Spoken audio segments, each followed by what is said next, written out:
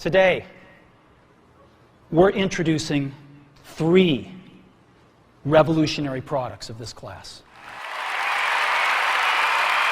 The year is 2023 and 85% of the population owns a smartphone. Have you ever stopped to think about just how much phones have changed the world? Let's face it, phones are everywhere. We use them for work, for play, and for staying connected with our friends and family. But for some of us, our phones have become more than just a tool. They've become an addiction. We can't seem to put them down even when we know we should. But what would happen if you stopped using your phone? And how do you break free from a phone addiction? Having a phone in the modern age is so important because it's something that we all use as a part of our lives. Realistically, if you haven't got a phone with you, it's hard to survive.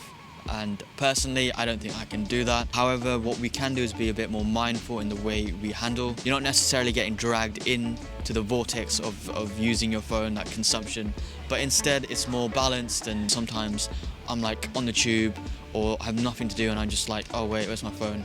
Bang. I want to be able to kind of enjoy the moment as well. So finding that fine line between using your phone and just real life interactions is the sweet spot. In this video, I just want to explain kind of the tips that's helped me personally break free from a phone addiction. So one of the first tips that I would personally have been implementing myself is the use of no notifications. I've literally stopped using every single notification for all the apps on my phone. And this has really benefited me, I think, because sometimes you're just chilling, you have your phone on the side on the table and you get a notification and immediately the first thing your mind goes to is a noise, the buzz, and you want to look and you're kind of distracted from a workflow. And it happens to me all the time. Like sometimes I'll be editing or I'll be doing some research or I'll just be working in general and all of a sudden a notification just pops up and my attention just seems to just go there. It's quite hard because coming back into my work state again becomes a little bit trickier. One thing I really like with the use of iPhones as well, I'm sure you can do this on Android, but you can go on focus mode where you can click on do not disturb, work mode, sleep, or anything personal. I think this is such a good idea just because having focus mode just enables you to really just set aside some time, work on what you need to work on without having any notifications pop up. And actually you don't have to turn off all your notifications because when you're on focus mode, it does it for you. I haven't actually checked my screen time in a very long time, so I don't actually know what it is on. I'm worried, man. I feel like my screen time... Okay, to cut me some slack, I use my phone a lot for Google Maps and a lot for work, so my screen time might be quite high. Before we reveal our screen times, what would you think yours is? So yeah, weekly average. Weekly average. Weekly average. It's kind of embarrassing, but I reckon like 4 or 5 hours, bro. I'm actually genuinely embarrassed by thinking about that number. Yeah. But I don't know how much is spent on productivity. I'm actually gonna go with the same as you. I'm gonna say 5. 5 hours? Yeah, I just don't think... That's embarrassing, do you not think?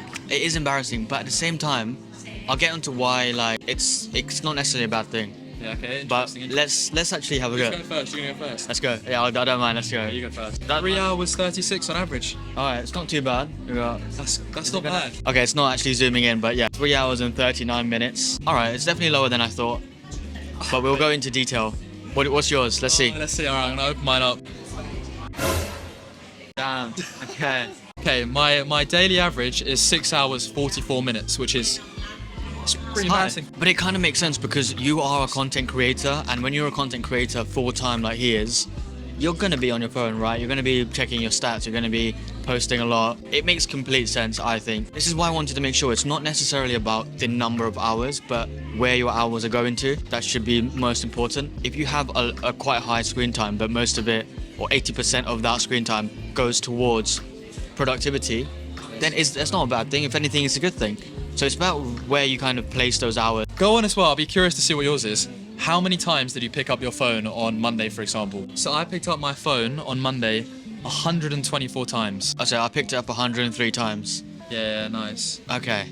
It's quite a lot of time. I spent an hour on Instagram. That actually makes me feel a bit sick, bro. What am I doing on Instagram for an hour? What do you think you're doing on Instagram? Would you say just like browsing, or would you be like yeah, I mean, posting? Or to be fair, sometimes I have been uploading like Instagram reels, and I feel like whenever I'm uploading reels, for example, that takes about 20 minutes to add like the text, to trim it down, to post it, to caption it. It takes a while to edit, I guess. Yeah, it does. What is your top 3? Instagram, TikTok, and WhatsApp. So obviously, and Gmail close behind. Yeah. I'm disappointed with my Instagram being 6 hours in a week, although I probably did spend some time uploading. that is far too much. Yeah. Far too much for me. Yeah, bro. that's fair enough. What's yours? Yours is Mine would be YouTube, shout out, WhatsApp. Just use it a lot to communicate really. I guess because I don't have Snapchat anymore. yeah. WhatsApp's my go-to. And then Safari, I use it a lot, to be Yeah. honest. Yeah. You don't have to be disappointed if you have a high screen time. It's just where you put those hours that's the most important. Another tip that's really helped me is that basically I reply in bulk. And what I mean by that is previously I used to just, as soon as I wake up, I would look at my phone. And it's not really good to look at phones the first thing you do when you wake up. But I have been trying to slowly distance myself from doing that. And one of the tips I really help is replying in bulk. Replying in bulk for me has been tremendous. And the way it works is that every morning when I'm going to work, on the commute, on the train, I just take out my phone, reply to all the WhatsApp messages, emails, texts, and get back to everyone. And then as soon as my day is kind of done as well on the way back, or just maybe like when I'm just chilling in the evening, I do the same thing. And what it does is it really does save me a lot of time, just because instead of me constantly throughout the day picking up my phone and messaging people, kind of losing my distraction here and there, it kind of separates the two tasks. So having it done in the morning and then finishing it off in the night, it really does kind of provide a sort of structure. Also, what's helped me having less of this is more of the real life interactions. Like today, this morning, as I was coming into London, I met this family, we were just talking, and I never really used to do that. And just because I was always on my phone, I had my headphones in, I felt a little bit out of touch with reality, out of touch with kind of human interactions, how it used to be. And I also kind of wonder what it might be like before we had mobile phones in the world. Everyone probably was talking, everyone was kind of interacting, and there's a lot more human interaction just going on. And with time, with devices, it does become a little bit trickier for those to happen. So sometimes it might be a good idea to just put this down for a little bit, speak to the next person. Also, it's kind of stepping out of your comfort zone, and the more you do that, the more you're going to grow as a person, and the less dependent you are going to be on mobile phones. One of the final tips I've got here is actually decluttering your phone. And I like to use the analogy where you have a messy room, and once you start tidying up and putting things away, instantly it just brings a nice peace of mind. You can apply this to your phone as well. When you've got loads of different apps that you've never used before, or you've downloaded once and it's just there, and you're having to like flick through everything, you've got your camera roll is completely full. Maybe kind of taking the time where you just delete those unwanted or unused apps, moving that camera roll to a hard drive or something, kind of gives you a sense of peace. Personally, it's been working for me because I love having a bit of a minimalistic approach when it comes to having my phone. I like the less apps I have, I just feel a lot better. So declutter your phone to have a peace of mind.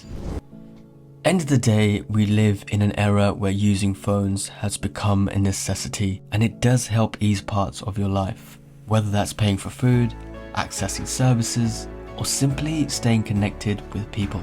But then again, too much of anything can have a negative impact on you.